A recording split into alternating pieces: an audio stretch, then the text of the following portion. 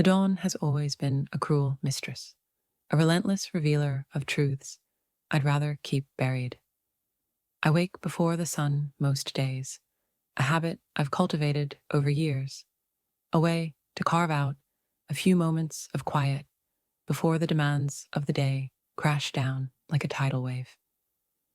I drink a glass of water, the cool liquid a fleeting balm against the constant churning in my stomach.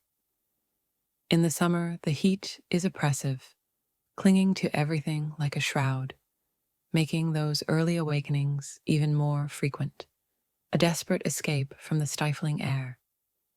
This particular morning was no different. The air hung thick and heavy, promising another day of relentless, sweltering heat. It was barely 4 a.m., but sleep had abandoned me hours ago, leaving me adrift in a sea of anxious thoughts.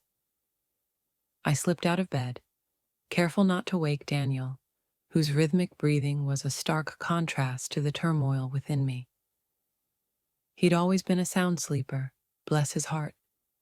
Or perhaps it was a curse. Perhaps his ability to shut out the world, to find solace in oblivion, was just another way he distanced himself from me. I walked through the hallway, my bare feet silent on the polished wood floor. It was then that I saw it. Ethan's door, the room next to ours. I glanced into the room, noticing Ethan was not there. Daniel's door was slightly ajar, a sliver of light escaping into the darkness. Curiosity, that insidious, ever-present companion, nudged me forward. I told myself I was simply checking on him, making sure he was all right. But deep down, I knew there was something more, a magnetic pull towards that door that I couldn't resist. I crept closer, my heart pounding a frantic rhythm against my ribs. I peeked inside, just a quick glance, intending to retreat immediately. But what I saw froze me in place, a tableau that shattered the carefully constructed facade of our perfect life. Daniel and I. The memory was burned behind my eyelids, and I hated that he was there. I saw them being intimate and had a smile on my face. I didn't know how long I stood there, paralyzed by the scene unfolding before me. It was like watching a play, a performance divorced from reality, yet intimately connected to my own life. The emotions crashed over me in waves: shock, anger, betrayal, and a strange, unsettling flicker of something else. I retreated, my head spinning, my stomach churning. I stumbled back to my room, collapsing onto the bed, the images replaying in my mind with relentless clarity. How could they? How could Daniel be so careless? Was it truly just a moment of madness? Daniel, my husband, was a provider, a protector, a solid, dependable presence in my life. We built our home together, raised Ethan, and navigated the challenges of life with a shared sense of purpose. We had always been affectionate towards each other, and this whole situation felt strange, like a nightmare. But beneath the surface, beneath the carefully curated image of domestic bliss, a slow, insidious rot had taken hold.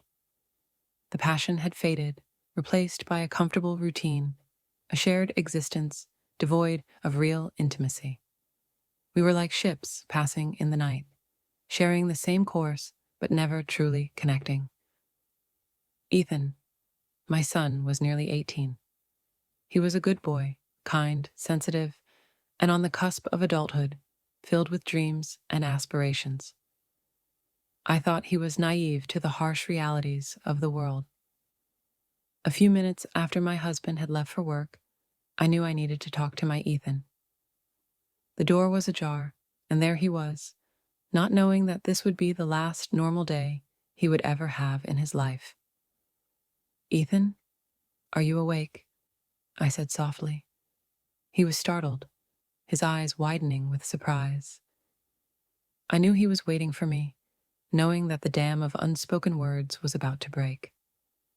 I sat down at the edge of his bed. I know what you saw tonight, I said, my voice low and steady, attempting to mask the turmoil within me. His expression was a mixture of confusion and apprehension. Mom, I don't know what you're talking about. I saw in his eyes that he knew exactly what had happened, and I felt a smile come over me. Ethan, it's all right. You don't have to pretend. I know you saw Daniel and I last night and want to know what was going on. Tell me what you think of it. I expected him to look disgusted and confused, but all I saw was desire and a hint of excitement. It was different, he stammered, his voice barely audible. I don't know if I liked it or not. It was just something I shouldn't have seen, he said. And that feeling, can you describe it? I asked, my voice barely a whisper. I watched as he battled with his emotions, his face flushed, his eyes darting around the room. Finally, he whispered, I liked what I saw, Mom. It was different. The world tilted on its axis. His words, spoken with such hesitant honesty, sent a jolt of electricity through me. It was wrong. I knew it was wrong, but it was also a validation, an affirmation of something I'd been denying for so long. I told myself it was curiosity, and I told myself that it would be something we would keep between ourselves, and it would help the family in the long run. My mouth watered, and I looked at my son up and down, and I wondered if I could go through with what I was thinking. I stood taking his hand and led him to the door, trying to appear as gentle as possible. Come with me, I murmured, my voice thick with unshed tears. He followed without protest, his eyes fixed on my face. I led him to the room next to his, my room. When we were both in the room, I made sure to close the door. The room was dim, illuminated only by the faint light filtering through the curtains. The bed, usually a sanctuary of comfort and intimacy, now felt like a stage, a setting for a scene I couldn't control. I looked at him, my son, standing before me, his eyes wide and uncertain. Dad's already left for work, I said softly, stating the obvious, as if that explained everything. I wanted to kiss him and taste him. I wanted to caress his hair and to smell his sweat. It was almost like he was a different, more muscular version of Daniel. I paused, but only for a moment, before leading him towards the bed, before resuming the position I had been in previously. When you walked past the hallway, I knew you liked what you saw. I had to lie. Daniel and I had not had real sex in months. It was only ever a thing of habit. It was only ever something that we did to pretend we still loved each other. He did not love me, and I did not love him. The only one that had ever really mattered in my life, and my life was my son. Mom, I don't know, he stammered, his voice barely a whisper. I'm not sure about this. His words were a fleeting moment of resistance, a final plea for sanity. But I pushed it aside, drowning it in a torrent of desperate need. It's okay, I murmured, my voice low and soothing, a practiced deception. This is just an exploration, a way for us to connect. It's all right. I pushed it aside, drowning it in a torrent of desperate need. It's okay, I murmured, my voice low and soothing, a practiced deception. This is just an exploration, a way for us to connect. He added in that he was not sure if this was the way he wanted to connect. It was too late, however. Once I started, I needed to finish. I looked at him and he looked me in the eyes. All I could do was smile. There were some things I said, that I did, that I couldn't take back. This was one of those moments. What I did with my son was different than what my husband and I did together. Those actions were born of love. Those were not the actions of a husband trying to please his wife. There was a connection to what I was doing with my son. It was the closest to my heart, and he was with me too, right? There were other women, yes. That was how I survived the loneliness, the crushing weight of a loveless marriage. "You're so handsome, Ethan," I said, caressing his cheek. "You're more of a man than your father will ever be," I said, and even though it was the truth, I knew I shouldn't have said it. Afterward, we were both messes. He ran back to his room, and I went down to the kitchen, my head swirling with a torrent of emotions: shame, guilt, regret, and a strange, persistent flicker of satisfaction. I sat at the kitchen table, waiting for him, knowing he wouldn't be able to sleep. The harsh fluorescent lights of the kitchen felt sterile, intrusive, exposing the ugliness of what I had done. I waited, knowing that my son was bound to be confused. When he came back down and asked me why I did that, I took the chance to lie to him again. "I wanted to understand how you reacted," I answered softly. "It's not that I wanted to force you to do anything, but I wanted to see if what we shared had meaning for you. I thought it might allow you to discover something about yourself." I told myself I was doing this for him, that I was helping him on his journey of self-discovery. But deep down, I knew the truth. I was doing it for myself, to fill the void within me, to feel something, anything, other than the crushing weight of my own existence. He didn't know what to feel and what to make of it, and honestly, neither did I. It was a cluster, and he needed me to come clean with my motives. There weren't going to be any motives, because if I tried to explain what I did, I would be the bad guy. I just had to make him think this was for his benefit. "Mom, I just want to know one thing," he said, "and I need you to be honest with me." "Of course, Ethan," I said, holding his hands. "Why? Why did you do what you did to me?" That was it, wasn't it? I was the bad guy. My husband was going to hate me, and my son was going to hate me. Was there anything I could do to come out on top? I couldn't help but smile. "I did what I did because I cared for you," I said. I don't think he believed it, but the next day, that was the rhetoric I ran with. I would make Ethan think everything that happened was for his own good. If I lost Ethan, I was going to kill myself. The next morning, my actions were still eating at me. Daniel left for work again, without ever suspecting a thing that has happened in the house. I didn't like it. It was too much to bear. I had to talk to him. I had to tell him everything. I didn't know how to do it, however. How could I start that conversation? I barely could. "Hey," he said to me that night, "how has everything been?" "It's complicated," I said. "What do you mean?" he said, before kissing me. I wanted to tell him, but the kiss stopped me. "It's nothing," I lied. The worst part was, the guilt was still eating at me. Even if I told Ethan that I was with him, I couldn't escape the fact that something had happened. I told myself everything was going to be all right. I was strong, I was caring, and I would get through this. That night, I tried to seduce Daniel. I failed.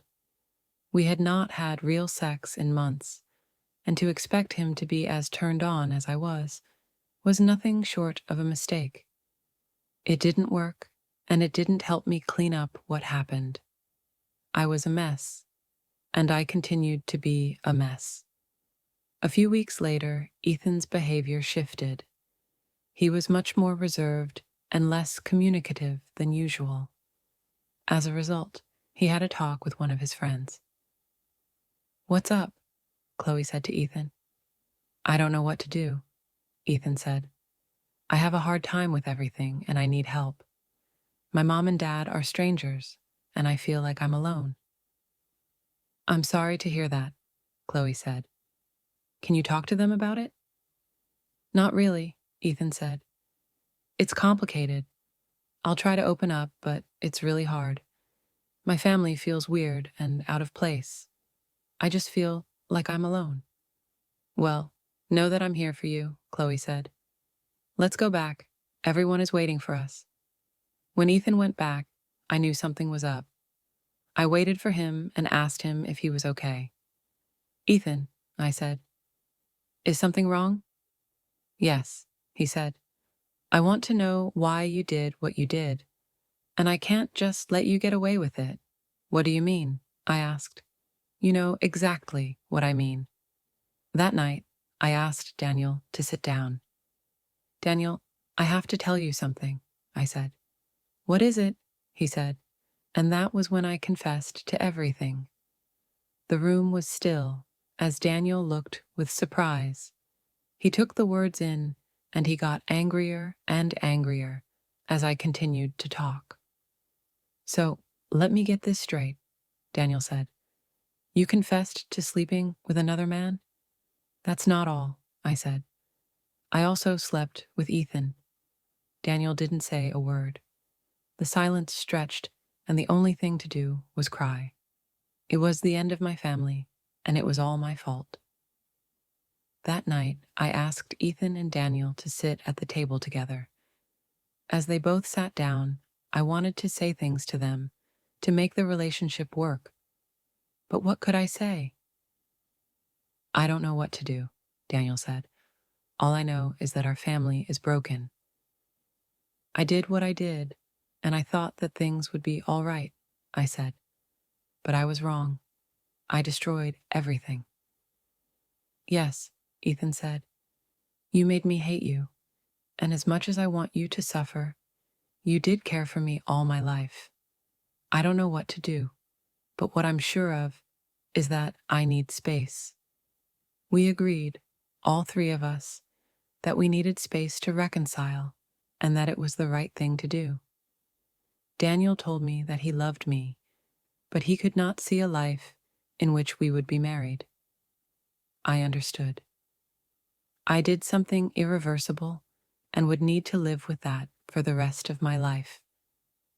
The following months were spent in silence. The only time we talked to each other was when it was necessary. It hurt, but this was my own mess that I had to clean up.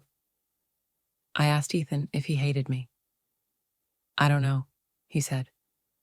"But what I'm sure of is that it's never going to be the same. You took away my innocence and did something I don't think I will ever get over." What came next, no one knew. It was a slow slog, but over time, we spent some time connecting again as a family. It wasn't perfect, but it was good enough. I had ruined my family, but I would work hard to make it right. It wouldn't be pretty, but I could at least try. One thing was for sure, however, I would never be able to come back from this. The damage was done. As all those years went by, I knew what was coming to me. In the end, however, there was something. I didn't regret spending my life with Ethan. I was a horrible person, but my heart was full. "I think I can say I'm going to move forward with my life," Ethan told me. "It's going to take a lot of time, but I think I can do it." "I'm so proud of you," I said, holding his hands. That was that. It was a sad story, but it was my story. I don't know what was going to happen in the future, but this was what it had to be.